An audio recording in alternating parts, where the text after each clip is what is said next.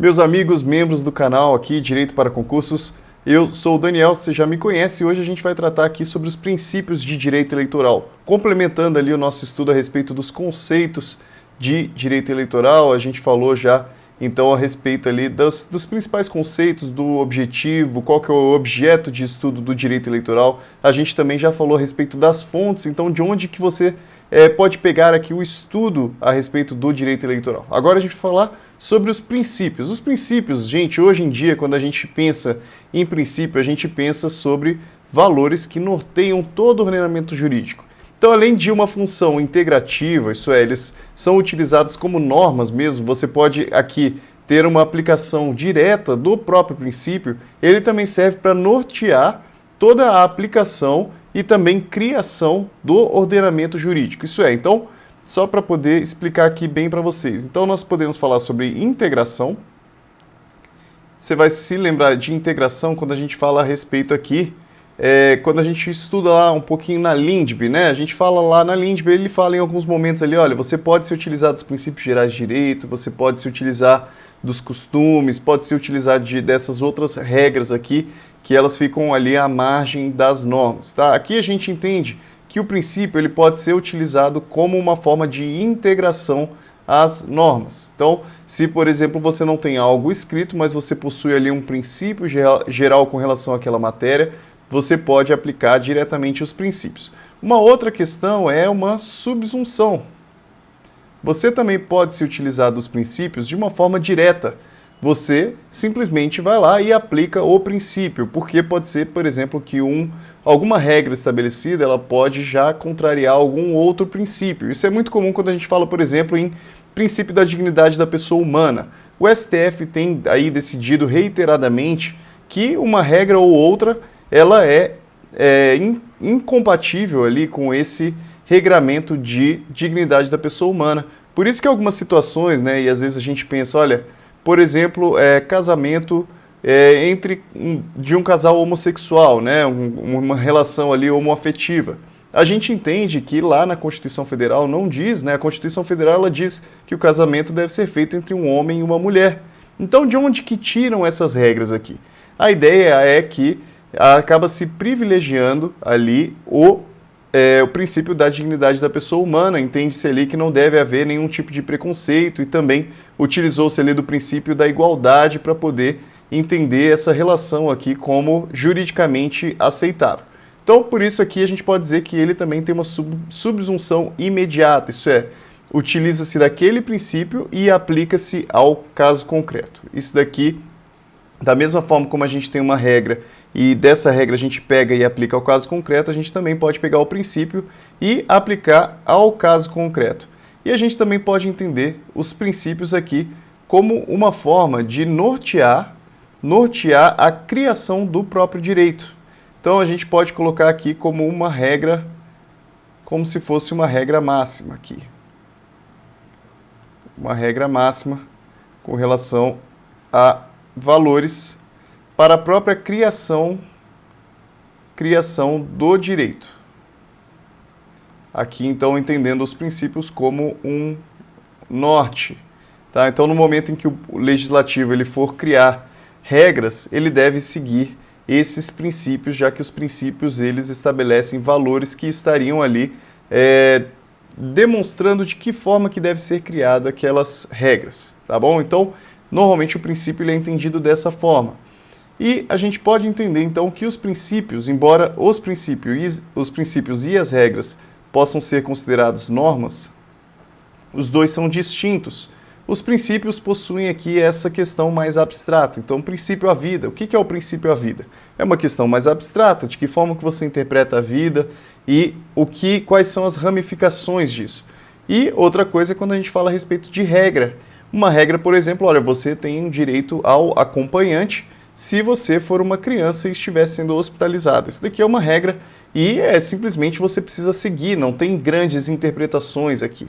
É simplesmente você pega aquele caso e aplica aquela regra, beleza? Os princípios, normalmente, eles são diferentes. Os princípios, eles têm aqui essa carga valorativa, eles possuem essa ideia aqui mais abstrata. Então, por isso que a gente diz que um é diferente do outro. E em razão dessa questão de valores e o outro com relação a regras, nós podemos dizer que quando um colide com o outro, e a gente chama isso de antinomia, quando um colide com o outro, o resultado vai ser diferente, a depender se é um princípio ou a depender se é uma regra. Quando nós temos duas regras colidindo, nós temos que somente uma delas vai ser aplicada. E aí você vai utilizar aqui de algum critério de interpretação, algum critério de hermenêutica, para você poder eliminar uma das interpretações e aceitar somente uma delas, tá? Então, se você possui uma regra, olha, você só pode ter um acompanhante, e você possui uma outra regra, olha, você pode ter dois acompanhantes, você só vai utilizar de uma das duas regras, beleza? Uma delas não se aplica para a outra poder ser aplicada. Com relação aos princípios é diferente. Com relação ao princípio, a gente utiliza aqui uma questão de um juízo de ponderação. Em regra, a gente pega aqui os dois princípios e tenta aplicar um pouquinho dos dois. Então, nós temos aqui, né? Digamos que nós temos um princípio aqui, pode ser qualquer princípio, e temos um outro princípio aqui, e nós vemos que um colide com o outro. Concordam que um está colidindo aqui com o outro, né? Nesse local aqui, um está colidindo com o outro. O que vai tentar, né, é utilizar aqui o máximo desse princípio e utilizar o máximo desse princípio. Isso daqui se chama juízo de ponderação. Você vai ponderar os dois, vai ver qual dos dois é mais relevante para aquele caso, sem abrir mão totalmente do outro. Você vai utilizar um pouquinho de um pouco de outro. É lógico que muitas vezes um dos princípios aqui vai acabar prevalecendo no caso concreto, e isso é relevante, tá? Porque isso vai ser utilizado aqui no caso concreto, ou então no momento de se criar aquela lei. Então, isso daqui é importante, tá? Vamos tomar esse cuidado. Então, os princípios eles são utilizados dessa forma e as regras na lógica do tudo ou nada, mas ambas são consideradas normas, ok? Normas, princípios e normas, regras. E aqui ele fala, né, normas impositivas de otimização. Isso daqui significa porque os princípios eles são aqui os valores absolutos. Ele traz aqui o que seria de mais, de melhor, né, o que seria de melhor aqui para o ordenamento jurídico. Ele traz aqueles valores mais relevantes. Então eles impõem aqui uma otimização das condutas. Eles impõem, né, a melhor prática possível, as melhores condutas possíveis ficam como referência para as pessoas aplicarem. Vamos direto agora para os princípios do direito eleitoral. Não são muitos, você vai ver aqui que com relação aos princípios específicos são poucos. O primeiro aqui trata a respeito de lisura, tá? Se você não sabe aí o que é lisura, lisura nada mais é aqui do que eleições limpas, eleições que sejam justas, que sejam que não tragam fraudes, tá? Que sejam aqui sempre realmente limpas, né? Que não tem aí nenhum tipo de prática ilícita nas eleições. E um principal artigo a respeito do assunto aqui é o artigo 23 da Lei das Eleições. Ele fala: o tribunal formará sua convicção pela livre apreciação dos fatos públicos e notórios, dos indícios e presunções e prova produzida, atentando para circunstâncias ou fatos, ainda que não indicados ou alegados pelas partes, mas que preservem o interesse público de lisura eleitoral. A ideia aqui, então, de manter uma eleição limpa. Então, para você poder manter uma eleição limpa, ele fala que, inclusive, o tribunal ele vai ter, então, lógico aqui, livre apreciação, isso daqui tudo bem, isso está dentro do livre convencimento motivado. A gente já sabe que o juiz, em regra, ele pode ali, né, pegar o caso e ele vai decidir conforme ele entendeu. Ele não é obrigado aqui a seguir nenhum tipo de parâmetro a não ser pela lei e a própria convicção dele. Então ele possui aqui sim uma livre apreciação, aqui nenhuma novidade. Ele fala que ele tem livre apreciação, aí situações que estão até mesmo fora do processo, tá? Percebam aqui que ele fala que ele tem livre apreciação, inclusive de fatos públicos e notórios. Tá? Então ele vai poder se utilizar desses fatos públicos e notórios para poder decidir, e inclusive utilizando-se de indícios e presunções. Percebam que o indício ele pode até ser considerado prova. Agora, com relação a presunções, é difícil a gente dizer que presunção é prova. Prova é aquilo que houve um contraditório, que realmente demonstrou-se verdadeiro documentalmente ou alguma outra forma. Por exemplo, testemunhal, aquilo ali, prova está sempre relacionado a algum tipo de contraditório e foi colocado ali realmente algum tipo de convicção, ela foi colocada, foi definida como sendo verdadeira. Agora, indícios, eles são mais fracos do que prova, são indícios, e presunções mais fraco ainda, porque isso daqui é aquela ideia de que, olha, você, a partir de alguns elementos, você chegou a uma conclusão. Então, em questão de uma gradação, se a gente fosse fazer aqui gradação de o que está mais próximo da verdade real, nós poderíamos dizer que a prova é a mais próxima da verdade real. Abaixo da prova poderíamos dizer que os indícios, embora a gente possa entender que os indícios podem ser considerados provas também, né? Aí na falta de uma situação mais concreta, os indícios também podem servir como provas. E abaixo nós ainda teríamos as presunções.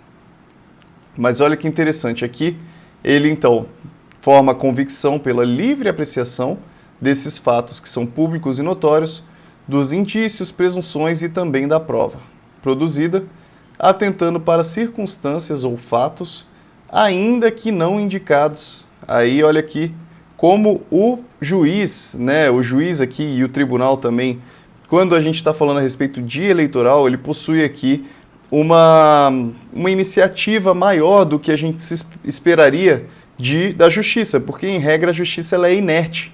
Em regra a justiça ela somente atua quando as partes fazem movimentar a justiça, quando elas apresentam aquelas provas necessárias. Aqui a gente está vendo que o juiz ele possui aqui uma possibilidade de produzir provas de ofício. É um pouco diferente, né? Ele já possui essa possibilidade, já que o interesse é público, tá, gente? Com relação ao direito eleitoral, a gente está falando sobre regras de interesse público. Então aqui, busca da verdade real, né? Então, busca da verdade, aqui, né, lógico, é importante que ele preserve o interesse público da lisura eleitoral. Então, tudo isso daqui que eu falei com relação a essa iniciativa probatória do juiz, essa iniciativa dele com relação até esses fatos que não estão nem mesmo no processo, isso daqui tudo para preservar a lisura das eleições. Então, ele fala possível até mesmo a produção de provas de ofício pelo juiz.